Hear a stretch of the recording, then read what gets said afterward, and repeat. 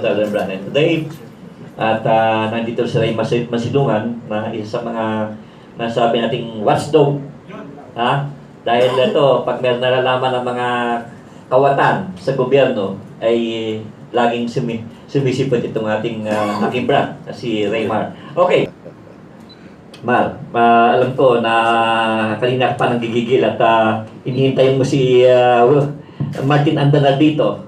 Dahil itong si Raymar may mga ebidensya sa kalokohan sa isang government agency na under sa office ni Secretary Andanar. Raymar, go ahead. Thank you, Doc Eric. Alam niyo po, noong mga nakaraan, ang nire-represent ko po yung NCIP, yung mga IPs sa Mindanao. In fact, ngayon po, meron IP yung kasama ko eh. May problema sa NCIP. Kaya po ako sumugod dito kasi nakita ko si Doc Eric, si Secretary Martin Andanar, ang guest. Magtatanong lang po kasi, palagi po, pagka nagmi-meeting kami sa PDP Laban, ang palagi pong pinopost yung statement ni Presidente na corruption must stop. Si Secretary Andanar po ay as head ng PCOO, yung pong dating Office of the Press Secretary, PCOO ngayon yan Presidential Communications Office. Sa kanya po nakailalim yung APO, yung printing office ng APO at saka po yung NPO. Tatlo lang po ang printer ng gobyerno. Bangko Sentral, under ng Finance, tapos yung pong dalawa, National Printing Office at yung APO, under ng PCOO, under ng PCOO. Itatanong ko lang po sana kay Secretary Andanar yung may kinalaman sa APO. Unang-una, about 10 days ago, nagsalita si Secretary Yasay. Ang sabi ni Secretary Yasay, merong anomalya sa pag-imprenta ng APO sa passport. Nagbigay po ng si Secretary Yasay.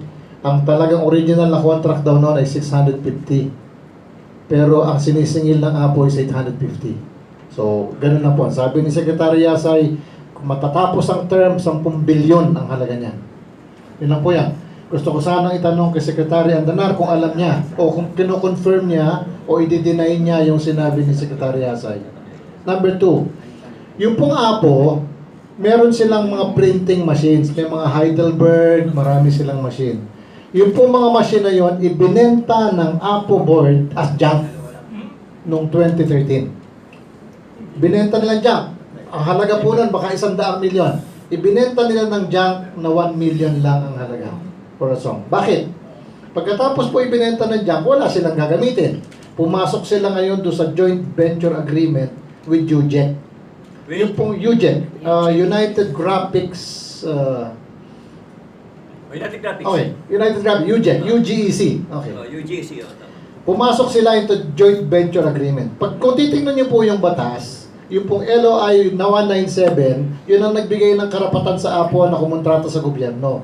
Nung araw, dalawa lang ang printer ng gobyerno Bangko Sentral at saka yung NPO. Dahil sa 197 na pinirmahan ni Marcos noong 1974, nagkaroon ng naging tatlo yung RGP. So, ibig sabihin ngayon, nakalagay po doon sa batas na yon, hindi pwedeng ibigay ng APO o i-farm out yung kanilang transaksyon. Kung nagpa-imprenta sa kanilang LTO, kailangan sila mag-imprenta. Kasi pagka i-farm out, hindi lalabas na yung kita. Yun yung purpose ng 197 Ngayon, ibinenta nila na dyan. Tapos pumasok sila sa joint venture agreement. Yun lang pong pagpasok sa joint venture agreement, questionable na Kasi ang sabi ng batas, hindi mo pwedeng i-farm out. So, hindi nila pina-farm out. Ginawa nila, nag-JBA sila. Diba? Alam niyo po yung JBA na yon, ang share ng APO is 10% of the net profit after tax. 90% goes to UJET.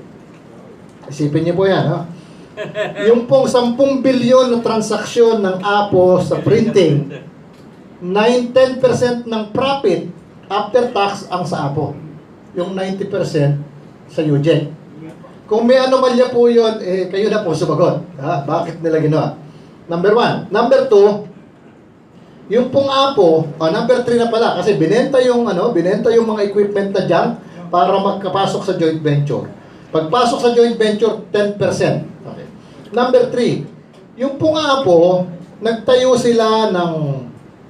sila ng department na Sales and Marketing Department.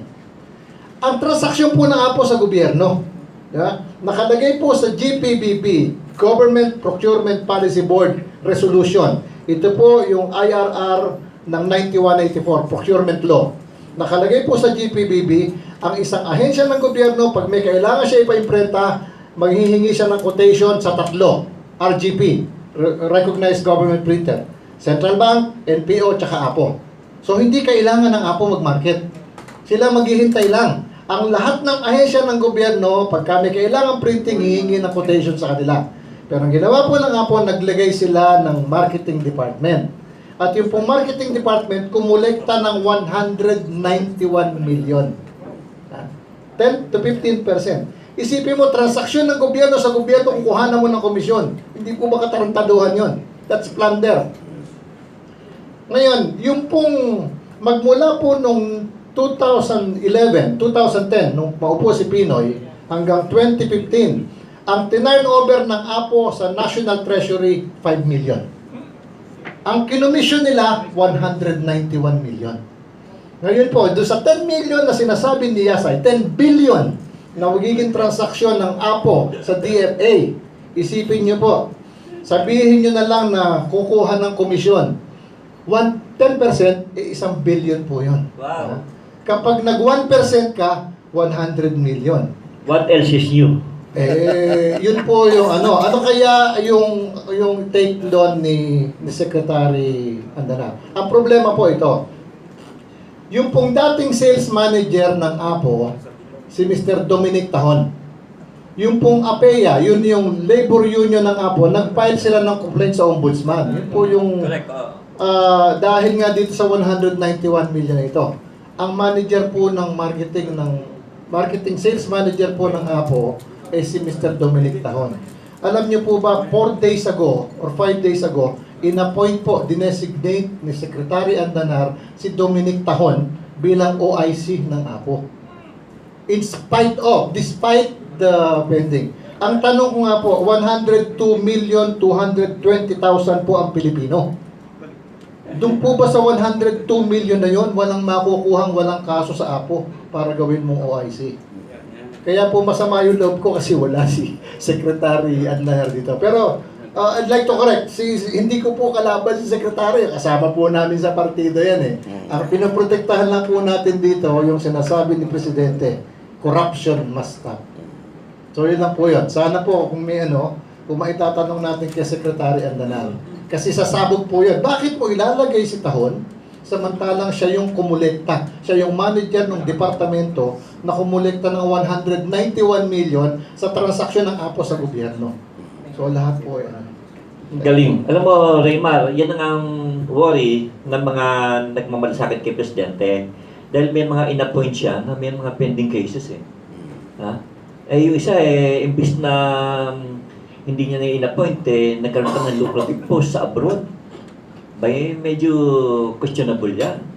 At sana ay hindi sasabog yan. Meron naghahanda ng expose niyan. Baka mamaya, ang dami ng dapat ito bantayan ng ating Presidente. Yan nga kanina sinasabi ko kay RJ sa inyo na may mga iba-iba ng mga problema. Remember, he's fighting several fronts.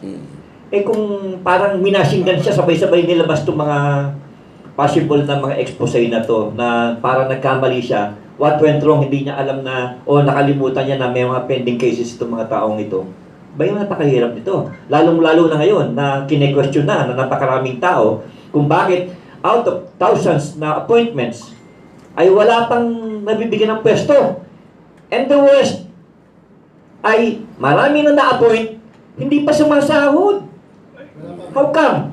Wala pang papel. Dahil si Bongo ayaw bumitaw kay Presidente, dikit ng dikit si Bongo kay Presidente. Samantalang parang lumalabas, may mas mataas pa rango niya kaysa kay Executive Secretary Medial Dia. Abay, Mr. President, wake up. Hindi namin kayo sinasabihin ito para anihin kayo, pero kami ay nagmamalasakit lamang. At kung hindi mo nakikita to, ay mabuti nandito itong mga kaibigan natin na nilalabas sa YouTube to. Unedited. Kaya hindi pwedeng maglukot kasama natin itong mga taga-media na witness sa mga sinasabi natin dito sa ating programa. Okay? Meron kang gusto sabihin? Yeah, kung maalala niyo po last year, meron po akong sinamahan yung mga lumad, yung mga IPs. Ito po yung tungkol na sa illegal mining sa Davao Oriental. Kasi yung po yung pinahintulutan ng governor na magkaroon ng illegal mining ginamit yung local code. Meron po ngayong akong tinutulungan. Ito naman po ay sa Surigao. Yung pong Caraga, yung po kasing Surigao, marami pong mina dyan. Di ba? Okay.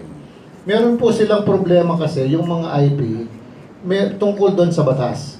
Meron po tayong mining law, yung RA 7942. Ito po ay pinasa noong 1995. Ang sabi po doon sa RA 7942, ang karapatan ng mga indigenous people, ng mga lumad, ay babantayan, ay poprotektahan. Tagalog nga po pala tayo ngayon, birthday po ngayon ni Manuel Quezon. Okay. Nakalagay po doon, babantayan o poprotektahan ang karapatan ng mga lumad.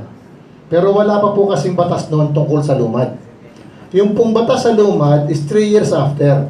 Yung pong RA 8371. Nakalagay po doon sa RA 8371, ito po yung IPRA law, Indigenous Peoples' Rights Act. Nakalagay po doon ang MGB, Mines and Geosciences Bureau, na nakailalim sa DNR, hindi magbibigay ng permit, mining permit, sa isang aplikante kung hindi sila makikipag-ugnayan sa mga lumad. Ibig sabihin, kailangan merong pre-informed rights, parang approval yung mga lumad. Ito po ngayon yung problema. Yung po kasing yung mining, 2% po noon ay excise tax. Yung pong 1%, according to RA 8371, ay pupunta doon sa IPs, sa mga lumad. Yung pong 1% na yan, billion po yan. Isipin niyo po ang isang shipment ng isang load is about $2.5 million. Ang isang load. Ilang load po yan? Ha? So, ibig sabihin, yung pong 1% lang yun ng mga lumad, million po yun. Ito po ang problema ngayon. Yung pong NCIP, ito po ay komisyon na ina-appoint ng presidente. Yung mga commissioner. Ang nakalagay po ng requirement, para kang maging commissioner, you can read and write. Wala po yung kailangang nakapasa ka, meron kang masteral. Kasi po, lumad di ba? Tama lang naman yon. Ang problema po, yung mga regional director nila, na ina-appoint naman ng NCIP board, at saka yung mga provincial director, hindi po ito mga IP. Isipin po ninyo, pagka merong dispute ang IP, yung lumad, at ang magpapasya ay hindi naman lumad, yung tiga Luzon, dalhin mo doon sa Surigao, gawin mong provincial director ng NCIP. Pag may problema yung lumad, paano niyang maiintindihan? Ito po yan. Meron po akong kasama dito, meron po silang application for CADT. Yung pong CADT, ito po yung title na binibigay sa mga lumad. Ipo-prove mo na yung iyong nuno, lolo ng lolo ng lolo ng lolo mo, talagang dito nakatira, bibigyan ka ng CADT. So kapag ka merong minero na nagmina doon, yung 1% sa inyo pupunta. Ang problema po, ang magpapasya kung sino yung i-recognize yung NCIP. Ganito po yan Yung pong mga nagmina na po yan even before the passing of RA 7942. Bago pa po nagkaroon ng batas sa mining, meron nang nagmimina. Diba? Bago pa po nagkaroon ng 8371, na kailangan mabigyan ng 1%, nagmimina na yon. So ngayon, ito po NCIP, teka muna, itong nagmimina rito, malaki ang ibibigay nitong 1%. Diba? Kailangan yung bibigyan natin ng certification na sila yung IP doon, kailangan magbibigay sa atin. Diba? Yun po yung problema. Meron po dito isa, yung Country Muka, nag-apply po sila ng CADT doon sa Surigao. Hindi po inaprobahan. Ang inaprobahan ay yung isang maliit na grupo, sapagkat yung maliit na grupo na yon, siguro, nagbibigay. Kasi bakit mo aaprobahan niya? Bakit hindi mo na lang i-divide? Di ba? Kung ikaw yung NCIP, bakit kailangan mong alisin dito pare-pareho silang lumad yan. Bakit mo ibibigay dito? Bakit hindi mo bigyan yon? Yung pong tanong na yon is about 700 million pesos. Hindi po natin nakikita kasi yung pong sa printing, 191 million lang yung commission Isipin nyo po kung magkano yung 1% na dapat na ibigay ng mga mining companies sa mga lumad na pinakikialaman ng NCIP. So, yun po yung problema ngayon. Paano makakarating sa Kongreso or sa Senate na kailangan baguhin yon? Kasi kung ako lumad, bakit ako kailangan mag-apply sa iyo na i-recognize mo ako? Diba? Kung ako yung pinanganak ako sa Arayat, Pampanga, bakit ko kailangan mag-apply sa NCIP, sabihin ko, i-recognize mo ako na ako yung Kapampangan? Samantalang doon ako pinanganak. Di ba? Yun po yung problema eh. Kasi kaya sila nakikialam dahil doon sa 1%. Yun po ay... Ngayon, yung pong mga lumad, hindi, alam niya naman po yan, diba? Hindi po masyadong eloquent, walang masyadong... Marami hindi nakapag-aral. Yes, marami hindi nakapag-aral. Kaya, pardon the expression, tinatarantado po ng mga local na opisyal. Isipin niyo po yung meron po kasama dito, sabi niya, noon daw pong mga nakaraang taon, natutulog na lang siya sa krasada. Kasi hindi niya alam kung saan siya makikiusap para iparating sa presidente na kailangang i-recognize ng NCIP. Bakit makikialam ang NCIP? Bakit sasabihin ng NCIP na hindi ka lumad? Hindi ka tiga dyan? Saan sila kumuha ng karapatan? Diba? Saan kumuha ng kawalang hiyaan yung NCIP para alisin sa lumad yung dapat na sa kanila? So, yun lamang po yung Very good information. Alam mo, ang dami talagang problema ng bayan. At kundi mga expert ito, mga bisita natin, hindi natin malalaman itong mga information na to eh. Okay, balik. Then, gusto ko lang parating kay Sir Remark yung sa NICP. Nag-issue sila ng mga titulo. Lupa ito. Oo, tama. Pagkatapos binaliwala nila, Correct. i-refer ka sa LRA. Pagdating sa LRA, Wala. by computer, wala rin. Wala. So ano to? Correct. ano po yan eh. Tama Pag yun. issue po ng CADTI, meron niyang separation. Kasi kung kunyari, yung isang lugar, isang probinsya, talaga namang may mga nakatirang IP dyan nung una. So mag-a-apply sila ng CADTI, di ba? Pag nag-issue po ng IT, isa-separate naman yung mga may titulo na. Hindi po yun ang problema. Ang problema po doon, saan sila kumukuha ng pera? Yun. Yung mga mag-a-apply ng minahan doon, yun ang magbibigay ng 1%. Kaya pinipili ng NCIP kung sino yung bibigyan nila ng CADTI. Sir, not just because of mining, ha? Baguio City, Sir, Benguet, ang sa Ifugao. Lahat po yan may mga titulo. Binaliwala ngayon natin. Ay, hindi po yun kasi nakalagay po sa isa-separate mo yun. Pag nag-issue po ng CADTI ang yung titulo ninyo, ibabawas yun doon sa CADTI na yun. Na basta nauna na. Sige, Anyway, final statement. Yun po yung yung pong PCOO. Alam niyo po, importante po yung printing. Tayo lang po yung bansa na pagka nag-apply ka ng passport, aabuti ka na isang buwan. Subukan niyo po, pumunta kayo sa embassy ng Germany in any country. Pag nawala yung passport mo, pag nagpunta ka ngayon, in a few minutes, bibigay sa yung passport mo. Diba? Kasi, bakit pinagtatagal to ng APO o ng DFA nung araw para kumita? Diba? Isipin niyo, gagawa ka ng application kung kailan ka pupunta, magbabayad ka. Binablock yan eh. Binablock yan ng sindikato para gusto mo ngayon ka na? O sige, kina 5,000. Ngayon, nakaano ka na. Gusto mo lumabas yung passport mo in 3 days? O sige, akin ng 10,000. Lalabas ka in 3 days. Ito po yung bukod pa po dun sa 10 bilyon na anomalya. So, sana po si Secretary Andanar, kung talagang siya po ay talagang pro Duterte na gusto niyang mahinto yung korupsyon. Napakalaking salamin po yung PCOO. Isipin nyo, yan po ang in charge ng PTV4. Yan po in charge ng mga government radio stations. Pagkatapos yung pong printing. Sana po si Secretary Andanar, tingnan niya talaga. Huwag niya, pinoproteksyonan niya yung nung nakaraan eh. Dinidevelop niya, magaling daw yung APO nung nakaraan, samantalang napakaraming anomalya. Bakit niya ginagawa yon? Sana naman, kulang lang siya sa impormasyon. Hindi dahil gusto niya ipagpatuloy yung katarantaduhan doon. Yun lang po sana. Maraming salamat po. Very nice. At nanawagan ako kay Presidente Duterte na sa akin sa atin, he really wants to do good for the country. Pero what went wrong? Ngayon pa lamang, ilang wala pang 100 days. Baka malubak yung Presidente, nakakaawa eh. Maganda yung intention niya, pero sa mga alipores niya, sabi niya, lahat ng alipores ko, sasagot.